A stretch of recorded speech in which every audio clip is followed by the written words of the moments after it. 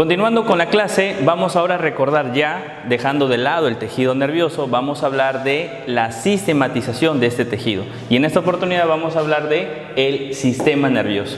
Como ustedes pueden observar, el sistema nervioso va a estar clasificado de dos maneras.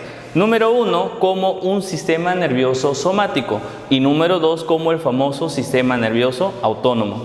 Este sistema nervioso somático va a ser considerado el sistema de la vida cotidiana, diríamos de la vida consciente de la persona. Cuando nosotros estamos despiertos, entra a tallar nuestra conciencia, pero cuando uno está descansando o dormido, entra a tallar el estado inconsciente, el cual es controlado por el sistema nervioso autónomo. Por ejemplo, tú te has puesto a pensar de por qué nuestro corazón late sin que nosotros ejerzamos función en él. Pues porque es controlado por el sistema nervioso autónomo, o también llamado vegetativo.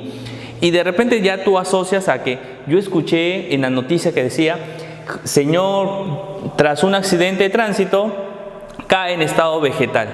Ese estado vegetal no significa que esté en un florero y está haciendo fotosíntesis. No, significa que solo está funcionando su vida inconsciente. Quiere decir que su corazón está funcionando, que sus pulmones y los demás vísceras están funcionando, pero él no entra en conciencia. A eso se le llama estado de coma, ¿sí? O estado de inconsciencia, que es controlado por el sistema nervioso autónomo. Ahora, este sistema nervioso autónomo va a tener dos sistemas muy importantes y que siempre es motivo de pregunta de examen. ¿Cuáles son esos dos sistemas? Tenemos el sistema nervioso simpático y el sistema nervioso parasimpático. Recuerda que ambos sistemas forman parte del sistema autónomo y que son contrarios. ¿Qué quiere decir? Que se oponen, que mientras que uno, por ejemplo, acelera, el otro retrasa. Si uno dilata, el otro contrae. Si uno inhibe, el otro estimula. No sé si me estoy dejando entender. Vamos a ver cada uno de ellos. El sistema nervioso simpático, también considerado pregunta de examen, el sistema toracolumbar.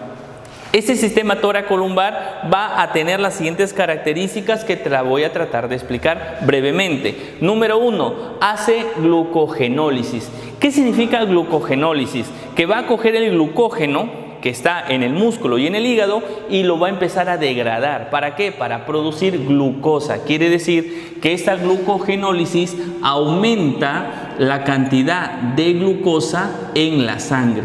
¿Eso hace para qué? Para que la persona esté activo, porque recuerda que el sistema nervioso simpático se da básicamente para activar durante el peligro o durante la huida o en estado de alerta o de emergencia. Así define el tórtora. Número 2, midriasis. ¿Y qué significa la midriasis? Significa que la pupila, ¿sí? Significa significa dilatación, ¿sí? Significa dilatación pupilar. Es decir, la pupila va a dilatarse. ¿Para qué? Para aumentar la cantidad de luz que ingresa hacia nuestro iris, ¿sí? Número 3, taquicardia. ¿Y qué significa el término taquicardia? Significa que va a existir un aumento de la frecuencia cardíaca. Y así como hay una taquicardia, yo siempre menciono que el simpático es el famoso taqui, taqui, taqui. ¿Y qué significa taqui, taqui, taqui? No es una canción, ¿eh? Significa taquicardia, taquipnia y taquifignia. ¿Qué significa taquicardia? Aumento de la frecuencia cardíaca. ¿Qué significa taquipnia? Aumento de la frecuencia respiratoria. ¿Y qué significa taquifignia? Aumento de la frecuencia del pulso cardíaco. Entonces, ambos, taquicardia, taquipnia y taquifignia, ambos aumentan la frecuencia que hemos mencionado. Número 4, broncodilatación. Significa que el aro bronquial a través de su músculo va a permitir la relajación de este músculo bronquial para aumentar el diámetro del bronquio. A eso se llama broncodilatación. Pero así como hace dilatar el bronquio, en la musculatura lisa de los vasos sanguíneos hace contracción de él. Por eso que la quinta función de este sistema nervioso simpático es hacer la vasoconstricción, es decir, hace que el diámetro de los vasos sanguíneos disminuya por contracción de la musculatura lisa. Una sexta función es que él va a intervenir en las funciones digestivas y urinarias. ¿Qué significa? Que tanto la función digestiva como la función urinaria va a disminuir. En otras palabras, la persona no va a realizar el proceso digestivo, mucho menos va a formar orina. Eso significa que la función digestiva y urinaria se encuentran disminuidas o inhibidas. Y por último, se relaciona con la eyaculación, proceso del orgasmo del varón, donde nosotros después del coito y del momento de placer sexual eliminamos el semen por la uretra. A eso se llama eyaculación. Y como tú verás, para el sistema nervioso parasimpático, también llamado cráneo sacro, hay todo lo contrario. ¿Y qué significa eso? ¿Qué significa glucogénesis? Significa que él va a empezar a formar glucógeno, atrapando glucosa. Significa que disminuye la cantidad de glucosa en la sangre. Mira, el simpático aumentaba la cantidad de glucosa. ¿Qué hace el parasimpático? Disminuye la cantidad de glucosa. ¿Qué significa miosis? Miosis significa contracción de la pupila. Contracción pupilar. ¿Y qué es la contracción pupilar? Es la disminución del diámetro de la pupila para evitar que los rayos ultravioleta o los rayos de luz ingresen hacia nuestra retina. Bradicardia. Así como dijimos que el simpático hace taqui, taqui, taqui, el sistema parasimpático hace bradi, bradi, bradi. Bradicardia, bradimnia y bradifignia. Bradicardia disminuye la frecuencia cardíaca. Bradimnia disminuye la frecuencia respiratoria. Y bradifignia disminuye el pulso cardíaco o pulso arterial. Broncoconstricción. Significa que ahora la musculatura lisa del bronquio se va a contraer para disminuir su calibre. Así disminuye el volumen respiratorio. Eso se llama broncoconstricción. Pero hace que el vaso sanguíneo se relaje en su musculatura lisa, aumentando el diámetro. Y eso se va a llamar vasodilatación.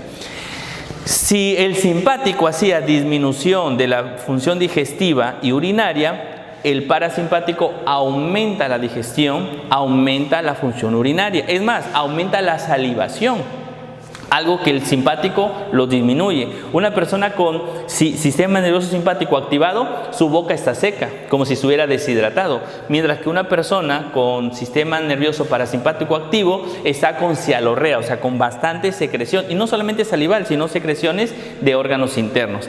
Y así como el simpático se relaciona con la eyaculación, el parasimpático tiene que ver con la erección. Y está bien facilito porque mira, parasimpático, paradito, y así está el pene durante la erección, ¿sí? Entonces, todo eso fue sistema nervioso autónomo. Y ya para terminar, hablamos rapidito del sistema nervioso somático.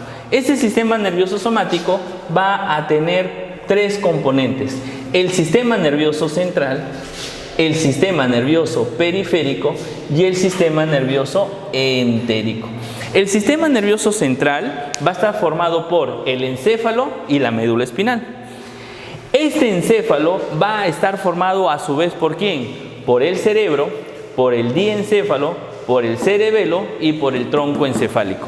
Y el tronco encefálico a su vez está formado por el mesencéfalo, por la protuberancia anular y por el bulbo raquídeo. No se vayan a olvidar que esos elementos en la siguiente sesión vamos a repasarlos, las imágenes y los elementos más importantes que vienen en un examen de admisión. Entonces, conclusión: sistema nervioso central, solo dos elementos: el encéfalo y la médula espinal. Y se le llama central porque ellos están dentro de la cavidad, de la famosa cavidad dorsal. El encéfalo estará en la cavidad craneal y la médula espinal estará contenido en el conducto vertebral. Tanto conducto vertebral como cavidad craneal forman parte del conducto dorsal. Profesor, ya me mareé con tantos nombres. Bien sencillo, mira. Tú haces el dibujo, espero que se vea. Tú haces el dibujo de una persona en vista lateral, ¿verdad? En vista lateral, ahí lo tenemos. Todo lo que está por detrás, no sé si te acuerdas, todo esto se llamaba la gran cavidad dorsal, mira. Todo esto se llamaba la gran cavidad dorsal. Entonces, esta cavidad dorsal que la estoy resaltando acá, miren, toda esta cavidad dorsal encierra al sistema nervioso central. En otras palabras, todos los órganos del sistema nervioso que están en la cavidad dorsal se llama sistema nervioso central. Lo que se encuentra por fuera de la cavidad dorsal se llamará sistema nervioso periférico, ¿sí? Entonces, ¿qué tiene el sistema nervioso central? Va a tener al encéfalo y a la médula espinal. Encéfalo, cerebros, diencéfalo, cerebelo y tronco encefálico. Y el tronco encefálico a su vez va a presentar al mesencéfalo, a la protuberancia anular y al bulbo raquídeo. Y cuando hablamos de sistema nervioso periférico tenemos que hablar de dos componentes. ¿Cuáles son esos dos componentes? Número 1, los nervios. Número 2, los ganglios. Recordamos que eran los nervios, eran la reunión, ¿se acuerdan? De fibras neuronales o de los axones mielínicos o amielínicos. Mientras que los ganglios, acá en el sistema nervioso periférico, era la reunión o el conjunto de somas que se unían en una estructura llamado ganglio. Estos ganglios se localizan normalmente en las raíces posteriores de los nervios raquídeos, ¿verdad o no? Ahora, existen dos tipos de nervios, los famosos nervios craneales y los famosos nervios raquídeos. Aquí en los nervios craneales son 12 y hay una mnemotecnia. La mnemotecnia es: oh María, por ti me fui a Galicia, no esperes hijos. Donde el primer par craneal se llama olfatorio y tendrá relación con el olfato, la captación del olfato. El segundo par craneal se llama el nervio óptico, que tendrá relación con la captación de estímulos visuales.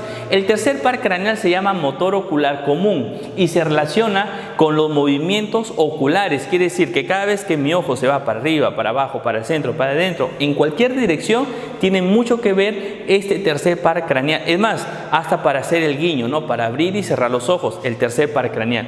El cuarto par craneal se va a relacionar solamente con un músculo, que te voy a pasar a poner la mnemotecnia aquí.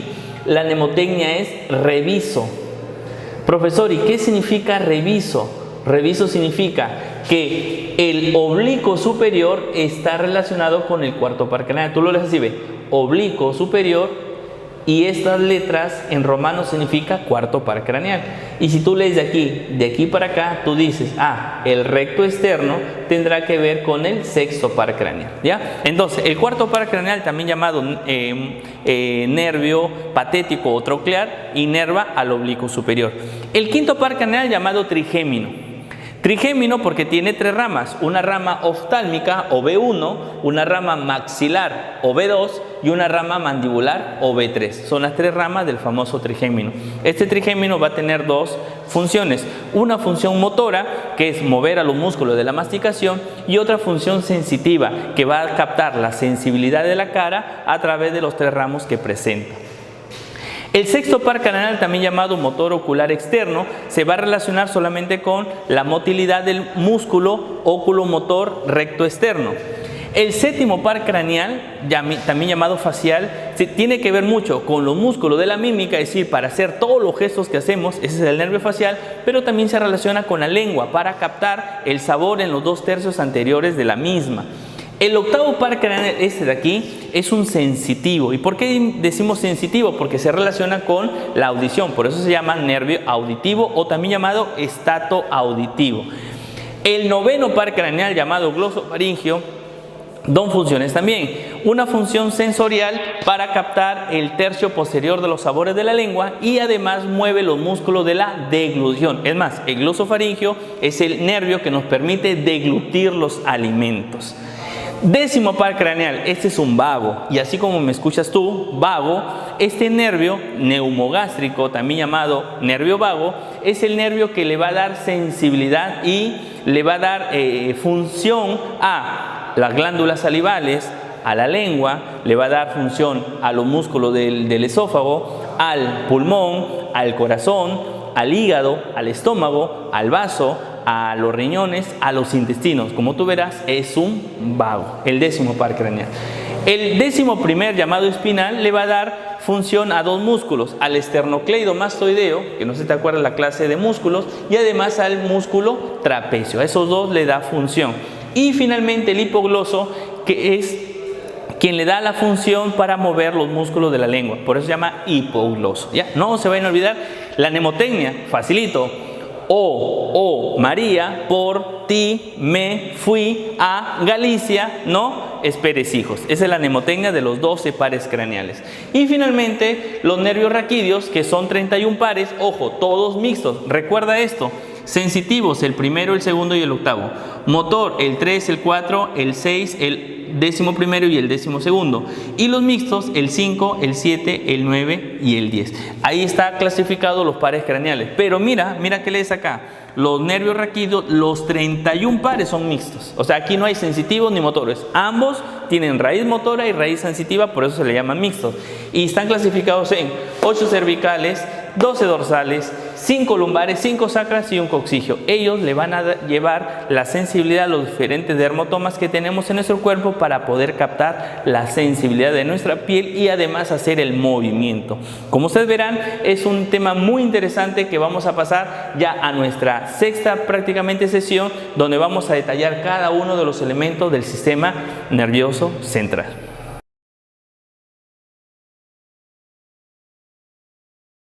Y en esta oportunidad nosotros vamos ya a empezar a ver gráficas. Miren, el cerebro, ese cerebro que es el órgano más importante del sistema nervioso central. Tú dirás, ¿por qué? Porque es el que reúne el mayor tamaño, la gran cantidad de neuronas a través de su corteza cerebral, y porque gracias a él nosotros hacemos todas las actividades cognitivas superiores. Sí, todas las actividades. Es más, se habla de un cerebro tridimensional, es decir, existen aparentemente 3 cerebros, pero que van evolucionando uno tras el otro. Lo malo es que te quedes en esa evolución. Te explico brevemente. Cerebro animal es el cerebro que reúne solamente instintos primitivos de supervivencia: el comer, el respirar, el tomar agua, la reproducción, son instintos de supervivencia. Luego viene evolucionando al cerebro emocional, donde la persona mete el afecto para poder actuar frente a algo. Es por eso que hay muchas personas que en esa evolución se quedan en ese cerebro y son las personas que siempre dependen de otro, o los emocionalmente que se mueven a través de emociones.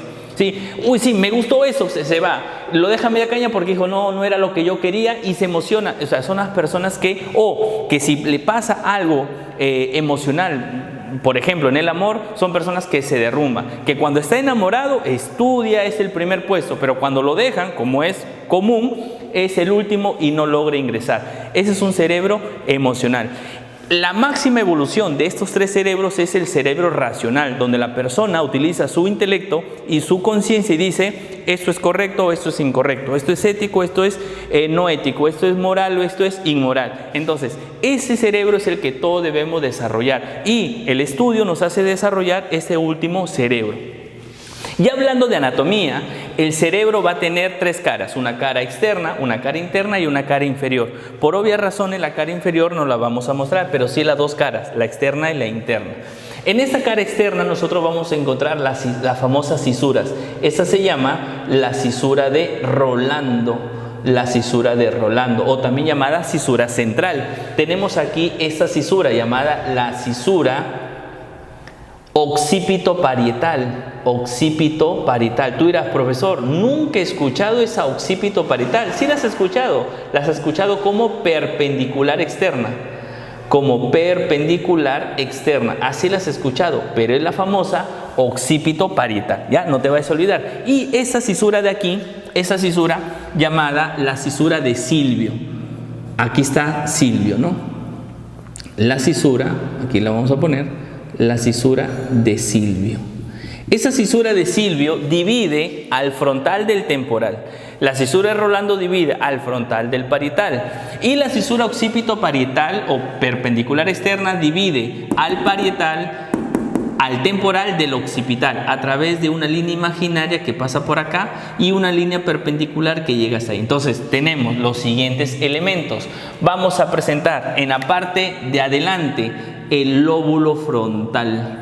El lóbulo frontal, que va a tener el área 4, el área motora, el área 6, ¿verdad? La premotora, el área 8, área 9, área 10, área 11 y el área 12, ¿no? De los áreas septales. Luego vamos a tener el lado parietal. Ojo, el lado frontal se relaciona con la parte motora, no se vayan a olvidar. Y aquí hay un área muy importante dentro de las áreas de Brodmann, el área 44 y el área 45, que es el llamado área de Broca. Este área de Broca es el área del lenguaje motor, es el que me permite hablar. Si yo estoy expresando mis ideas es gracias a este área 44 y 45, llamado área de Broca.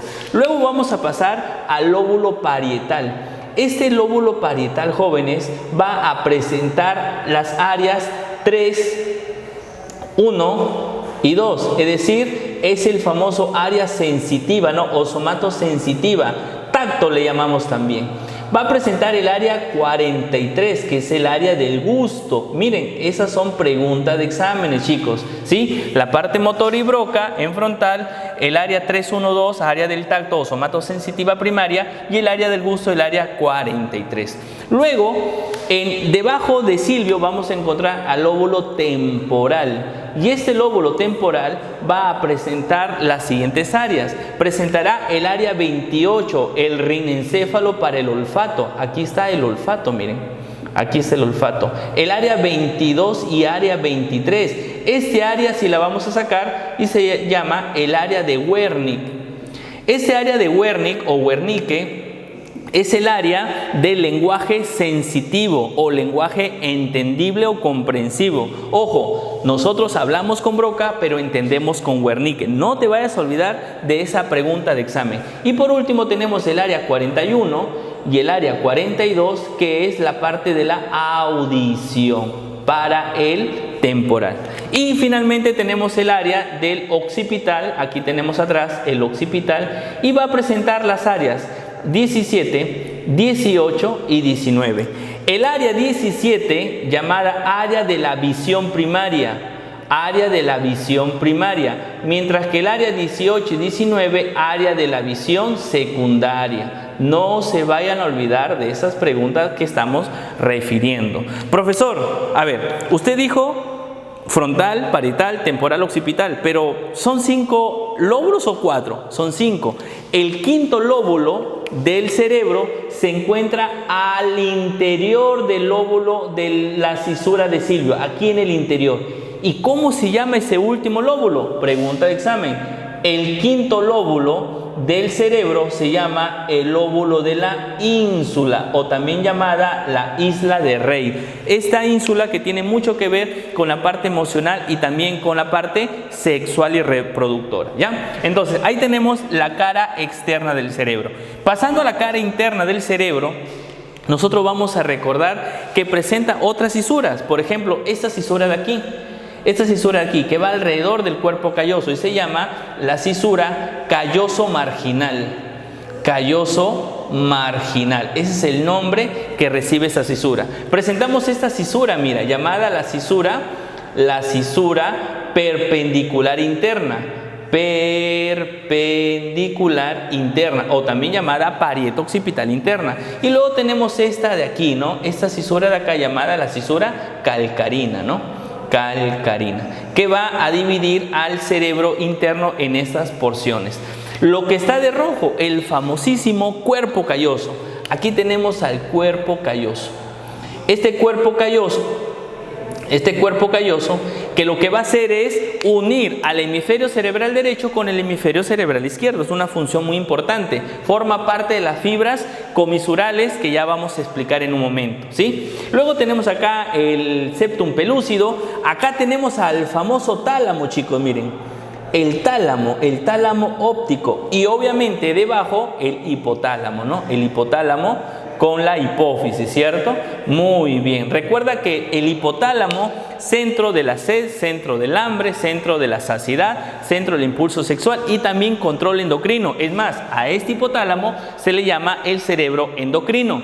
Y el tálamo será el que regula la transmisión de todas las sensaciones a nuestro cuerpo, excepto del olfato, que es una pregunta de examen. Único sentido que no pasa por el tálamo, respuesta, el olfato. Entonces ahí tenemos los elementos del cerebro.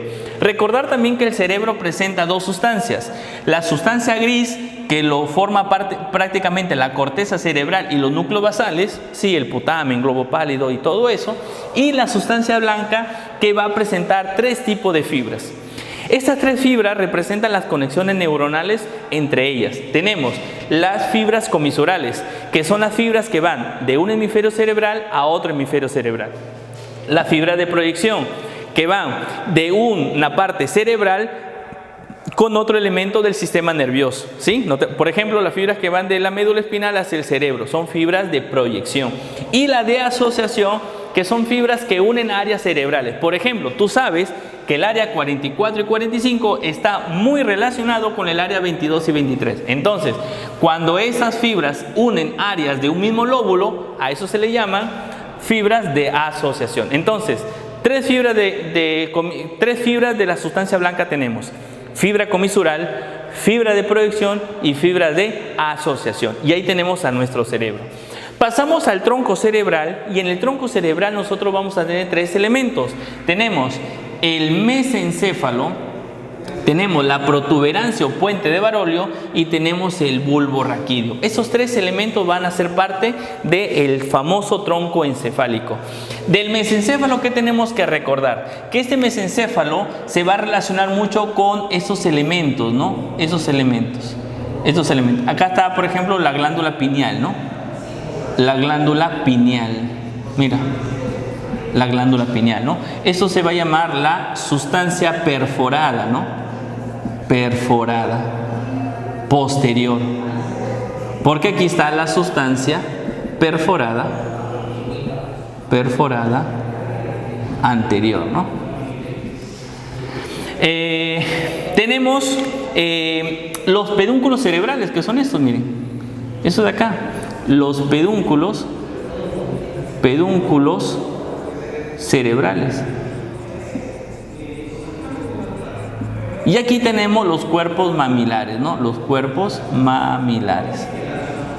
Los famosos cuerpos mamilares del hipotálamo, ¿sí? Bacán, interesante hablar del mesencéfalo. Si hablamos de la protuberancia anular, pues lo más resaltante de la protuberancia es un canal que pasa por en medio de él, llamado canal basilar, ¿no? El famoso canal basilar. ¿Por qué se le llama así? Porque por ahí va a pasar una arteria, la famosa arteria basilar, que va a formar el famoso polígono de Willis. No te vayas a olvidar de eso. Por aquí pasa, y este par craneal muy conocido llamado el trigémino. Recuerda que el trigémino era considerado el quinto par craneal, ¿no? El quinto par craneal. También hay unas rodetes protuberanciales que, bueno, sería situación de estudiarlos también. Y por último, el bulbo raquídeo, que presenta básicamente tres estructuras que no debes de olvidarte. Estas estructuras que están por fuera, denominadas olivas, estas estructuras que son mediales, denominados pirámides, o también llamadas, claro, pirámides vulvares. Y por último, esta zona donde las fibras decusan, se cruzan las fibras acá. Las fibras de la derecha pasan a la izquierda, ¿sí ven? De la derecha pasan a la izquierda y de la izquierda pasan a la derecha. ¿Cómo se van a llamar esto? Se llama la decusación piramidal. Decusación piramidal.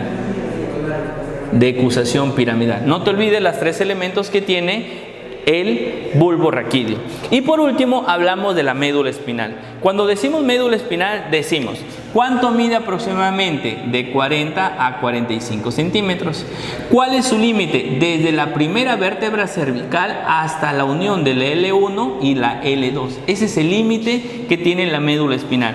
Debajo del L1 y L2 ya no hay médula espinal y vienen todas las meninges y las fibras que caen de la médula, y eso se va a llamar la cola de caballo. Pero ¿dónde termina exactamente? Termina en el famoso filum terminal. El filum terminal. Ahí termina toda la médula espinal. Pero recuerda que el filum terminal viene de la famosa cauda equigna. Cauda equigna. La clásica cola de caballo que tú conoces. ¿Cuáles son los componentes que tiene esta médula espinal? Va a presentar dos componentes básicamente. Presentará este elemento de aquí, que está por fuera, llamado sustancia blanca, ¿sí?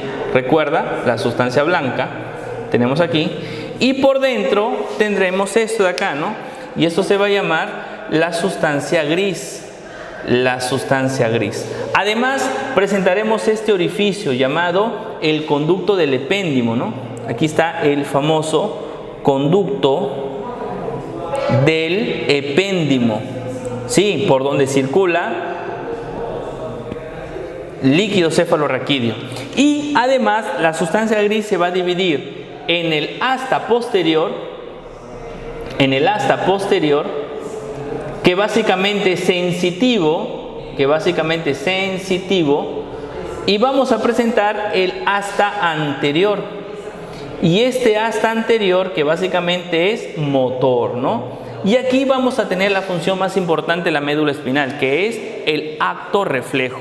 El acto reflejo es todo movimiento involuntario que llega a la médula espinal. Tiene como respuesta la defensa de nuestro cuerpo. Ese básicamente es el acto reflejo. Pero dentro de este acto reflejo ocurre un circuito llamado arco reflejo, que tiene 5 componentes que te lo voy a mencionar. Número 1, el órgano receptor. Tiene que existir un órgano receptor para que el estímulo llegue hasta ser captado y así captar el estímulo. Entonces, primer elemento, órgano receptor.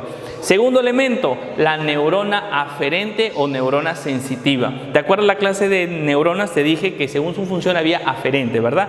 Esa neurona aferente coge el estímulo de la periferia y lleva el impulso nervioso hacia el centro nervioso. Tercer elemento, el centro nervioso o médula espinal. Este centro integrador va a haber una neurona de asociación o intercalar que va a coger el estímulo y lo va a transformar en respuesta. Cuarto elemento, la neurona eferente o motora.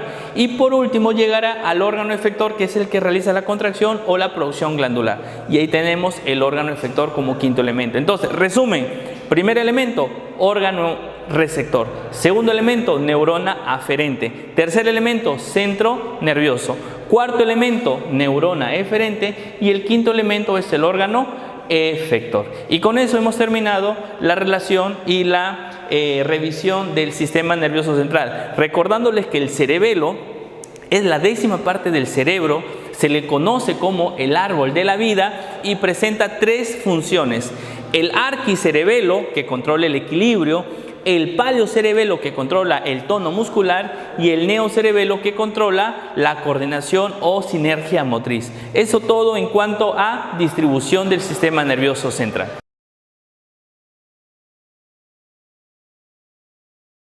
Y por último, jóvenes, vamos a hablar del famoso sistema ventricular de meninges y del líquido cefalorraquídeo. Cuando nosotros hablamos de sistema ventricular, pues tenemos que recordar que son las cavidades internas del sistema nervioso central, básicamente del cerebro y del tronco y médula espinal. Nosotros tenemos que saber que ese sistema ventricular está formado por, número 1, por los ventrículos llamados el primer y el segundo ventrículo lateral. Primer y segundo ventrículo. ¿Sí? A estos ventrículos se le llama los ventrículos laterales, que son estos dos laterales, que se encuentran acá, miren, que son estos dos que están. Uno está de blanco, ahí lo estoy resaltando, y otro que está de azul, que está en la parte posterior. Los famosos ventrículos laterales, primer y segundo ventrículo. Ahora, dentro de este ventrículo lateral vamos a encontrar a los productores llamados plexos coroideos, que es una pregunta de examen. Los plexos coroideos, o también llamados, que son los productores del líquido cefalorraquídeo, se van a conectar hacia otro ventrículo, ¿sí? Hacia el llamado tercer ventrículo, que lo vamos a encontrar aquí, el tercer ventrículo, ¿sí? El tercer ventrículo, ¿a través de quién? A través de los famosos agujeros de Monroe. El agujero de Monroe es quien comunica los ventrículos laterales con el tercer ventrículo. Pero luego este tercer ventrículo también se va a continuar y se va a comunicar ¿con quién? Con el llamado cuarto ventrículo. Con el llamado cuarto ventrículo. ¿Sí? Y este cuarto ventrículo se va a comunicar a través del famoso acueducto de Silvio, chicos. El famoso acueducto de Silvio. No se vayan a olvidar. Primer y segundo ventrículo se comunica con el tercero a través del agujero de Monroe. Tercer ventrículo con cuarto ventrículo a través del acueducto de Silvio. Y por último, el acueducto de Silvio manda su líquido cefalorraquídeo hacia el espacio subaracnoideo, ¿sí? Hacia el espacio subaracnoideo, a través de los agujeros de Luschka y de Magendie. Y ahí es como se completa la circulación de este famoso líquido cefalorraquídeo. Este líquido cefalorraquídeo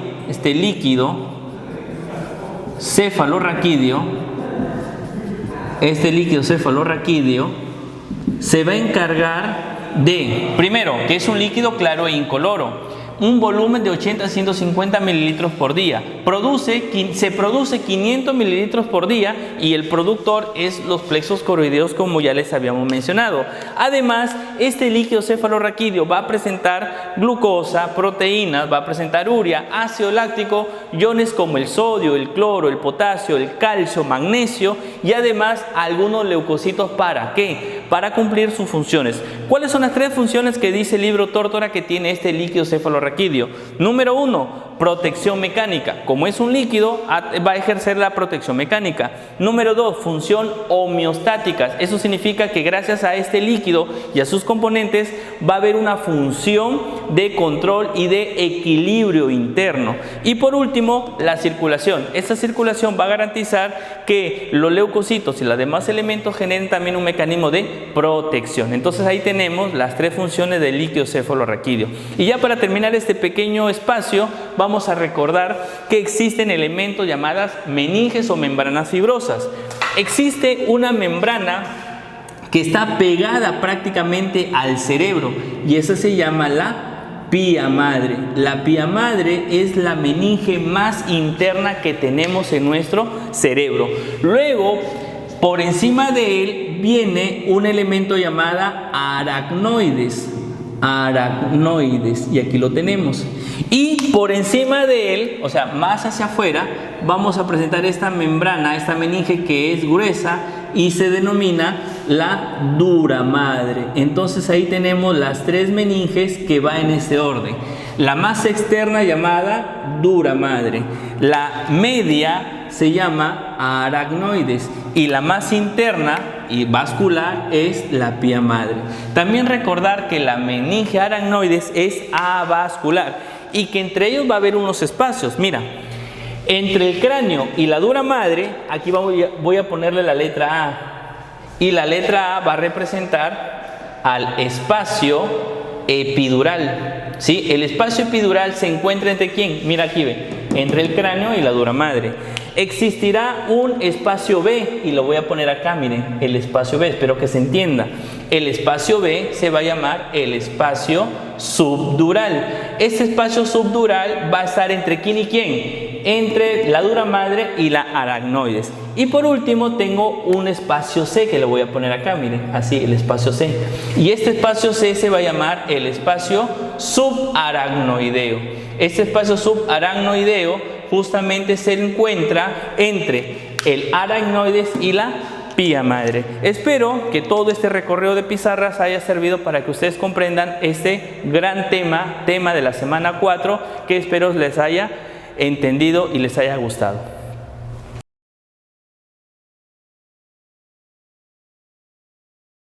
Bueno, fue una semana muy amplia, hemos repasado todo el tejido nervioso y además todo el sistema nervioso. Así que los espero en la próxima semana y en la próxima clase a través de la plataforma virtual Elite Class.